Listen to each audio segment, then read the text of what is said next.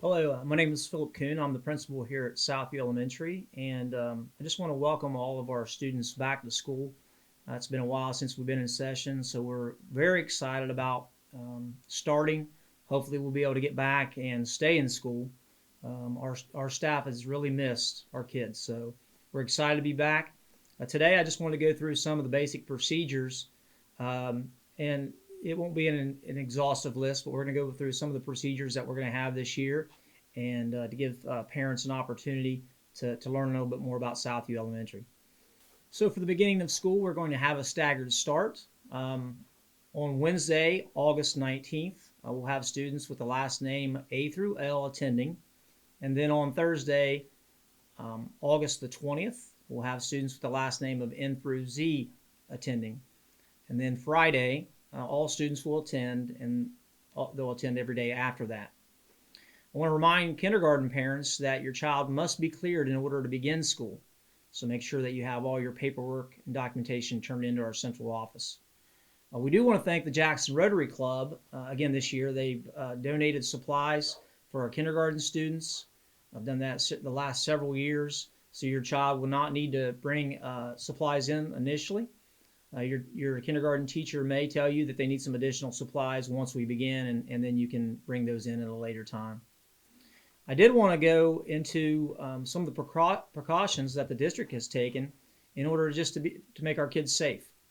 I know there's probably some anxiety from parents and or kids starting school, and how to be safe in a public building like this.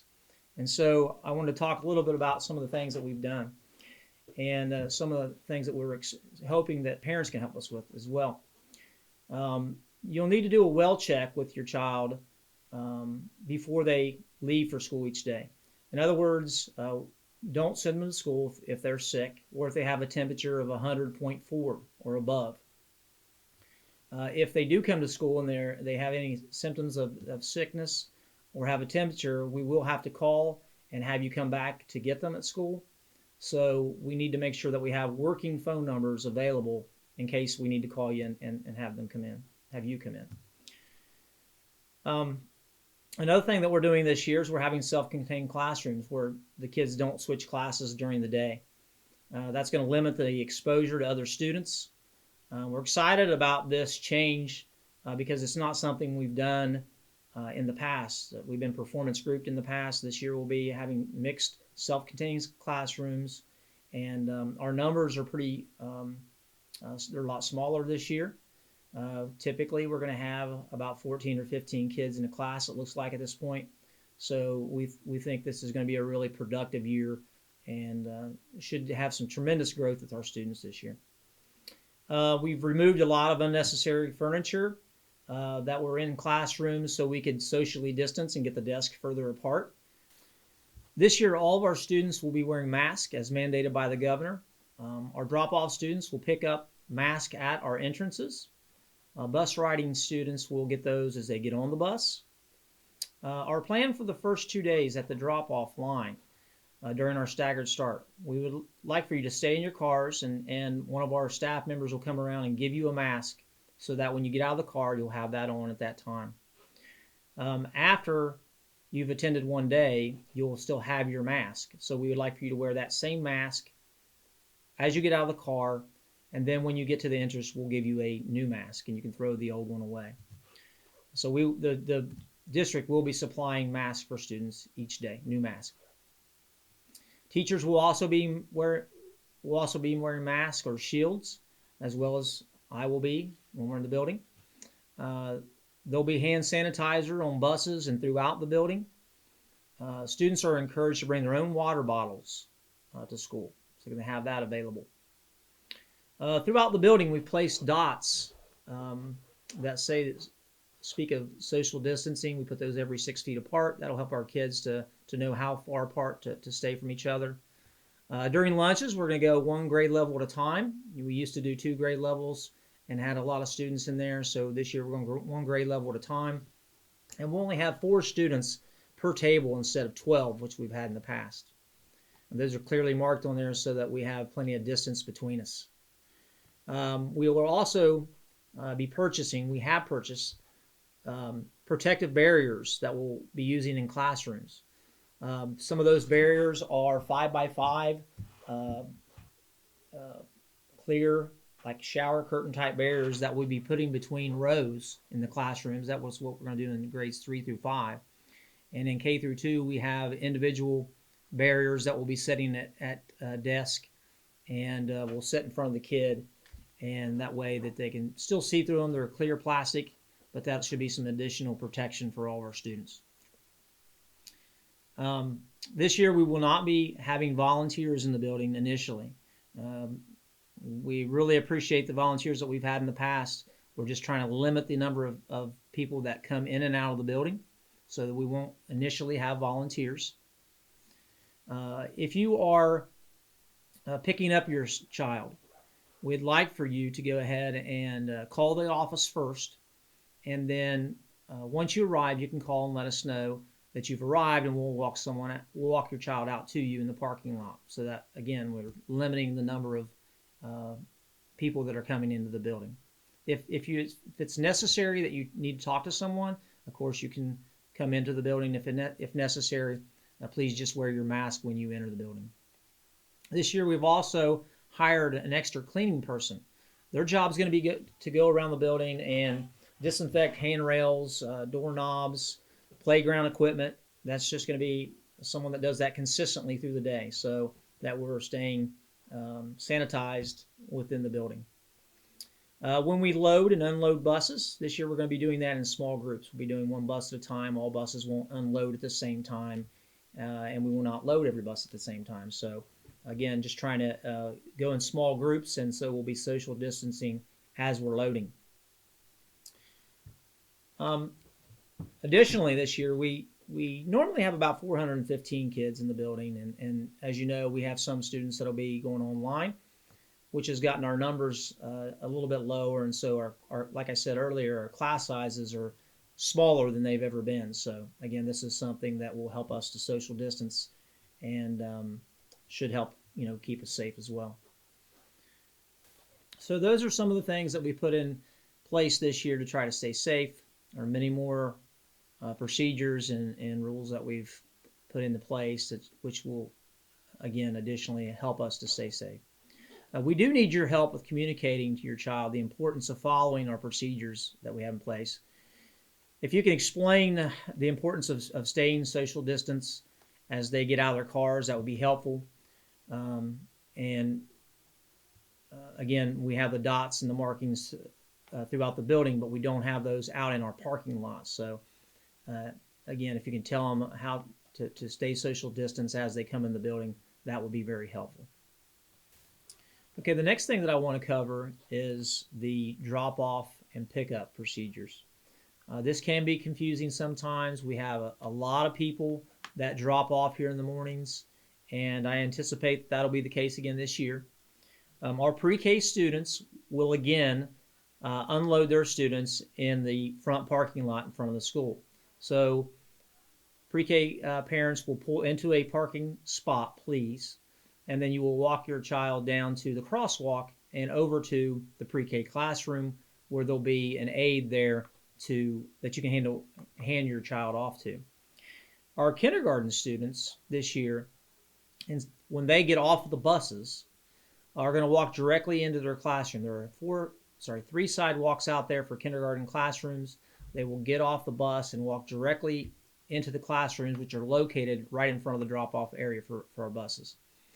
All the other students will come in the front doors as normal and then go through the breakfast line if they need to. It'll be a grab-and-go breakfast this year.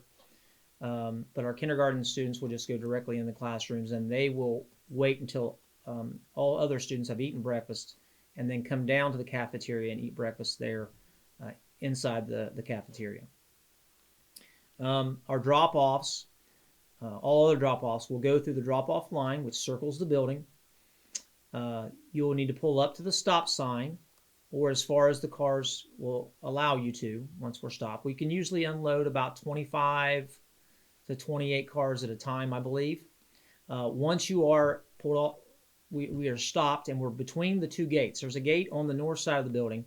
There's a gate on the south side of the building. So if we're between the gates and the traffic is stopped, we'll let you know to go ahead and unload. We do need all students to get out of the car at that time.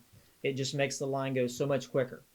Um, we'll have a couple entry points. There will be one on the back playground area, and there'll be one on the north side where Mr. Morrow is located. So we'll have a couple entry points. It won't be a long walk, but make sure that you unload once you're between the gates, and that will keep traffic moving pretty quickly. I would suggest to you after school that you get here more like 2:35ish. That line can be very long too, and you don't want to sit in line for a long period of time. So I would say if you arrive at 2:35, you'll get through the line fairly quickly. Now I'd like to take you through basically the school day a little bit. After we've unloaded buses and the drop-off lines are complete, and that happens between 8:10 and 8:30. 8:30 there will be a tardy bell that rings, so all students should be in the classrooms by 8:30. Then we'll go ahead with the announcements for the day and the pledge, and students will be in their self-contained classrooms. They'll stay in those classrooms throughout the day. This year we did add an extra recess. Because we're in self-contained classrooms, there's less movement throughout the building. We actually save time and have more instructional time. And we felt like being in self-contained classrooms, we might need an extra break, so we're adding a 15-minute recess in the mid-morning. And I think that kids will enjoy that, and it'll be a good break. Okay, the next thing I want to talk about is our lunches. We are going one grade level at a time, and so that will help us to social distance while we're at lunch. We will be setting 4 students per table, where in the past we had 12 per table. We have tape on the places where they're to set, where our students are supposed to set, and their name's already written on them. So that means they are going to be in alphabetical order according to their classroom.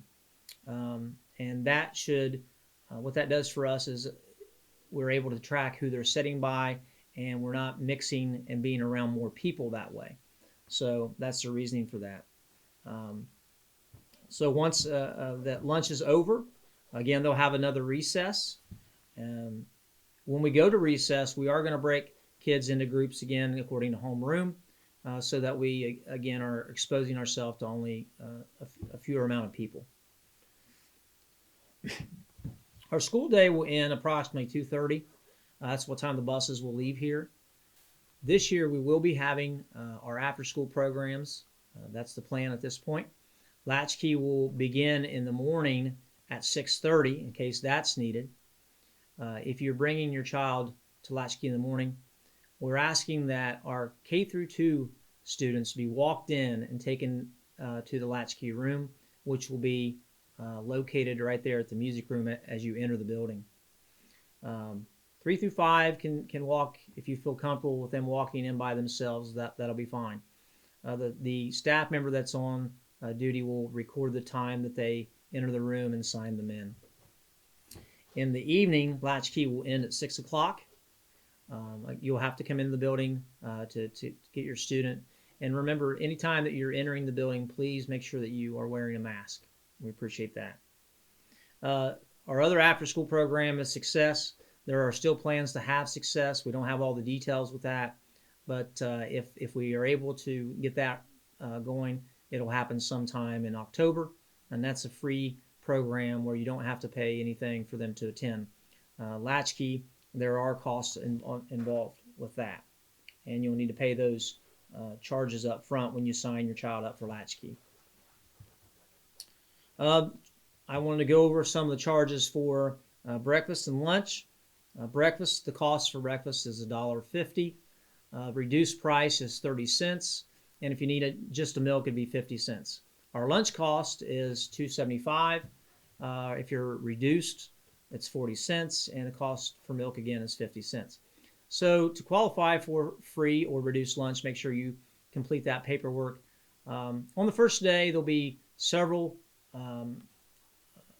forms that you'll need to sign. Free and reduced is one of those forms. Emergency medical form would be another one. There'll be just several things in there that we need information for that you can please sign and complete and return back to school the next day. Which brings me to parent communication.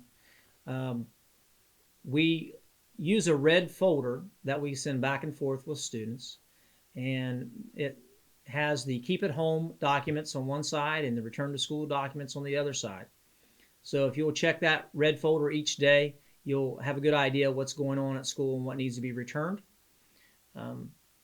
Also, I want to encourage everybody to listen to the robocalls. Very important information comes through by phone and receiving the robocalls. Also, something that's probably underutilized is our website. If you could go to the Jackson City School website, there's lots of information on there that is very important. And also, many times, usually quarterly, we'll send home an upcoming events calendar. So most people put that on the refrigerator. You can see what is coming up at school in the near future. At the end of last year, our students were issued Chromebooks to take home for the distance learning. Students in kindergarten were not issued the Chromebooks, so they'll be receiving Chromebooks. Our incoming first graders and our incoming kindergarten students will receive Chromebooks the first day of school. Our other students should have those from the end of the year. Make sure you bring the Chromebooks in the very first day of school and have them charged. The Chromebooks will be going back and forth in the beginning of the school here in case we should need to or be required to go to distance learning. So again, let's take good care of the Chromebooks as those are being transported back and forth, and make sure that they're charged every day so we can use them during the school day. Earlier I talked about volunteers and how we're not able to have volunteers in the building at this time. So another thing that is important is our PTO meetings and the people who are involved with PTO. Our PTO does a lot for our school, raise money so that we are able to have some of the things that we're not able to purchase otherwise. So we need to make sure that we're continuing with our PTO, and right now we have a plan in place to do that virtually. We'll probably do that through Google Meet. So look for some information to come home in your child's red folder about how we'll be meeting with PTO so we can keep people informed and participating in their child's education. And again, we really appreciate those people that are involved with our PTO. Academically, we are very excited about the school year. I think that it's going to be a great year for us if we can stay in school. Again, our class sizes are small. This is something that, being self-contained, that we've not been doing in the past, but could be a very good way of doing it for us this year, especially with our small class sizes. So we're very excited about that. We think we're going to see tremendous growth. And of course, we'll be measuring that growth through our testing again. We do STAR and early literacy testing, which shows us the growth of our kids. We want to encourage you to read those reports when we send them home, so you're you're 100% aware of how your child is progressing. And if you have questions about those reports, or if you don't understand parts of it, we love going through those with you and explaining exactly where the strengths and weaknesses of your child are and how they're performing. So we want to have a great academic year, and we'll be monitoring that throughout to ensure that we're doing so. Well, that's all I have at this point. Again, I'm sure I didn't cover everything. So if you have questions, don't hesitate to give us a call here at Southview, 286-1831, and we'll be happy to answer your questions. I just want to make sure that I reassure you that our staff is going to do everything possible to keep your child safe and to create a great learning environment. So again, we're excited about the opportunity. We thank you for the opportunity to work with your children, and we're looking forward to a great school year. Thank you.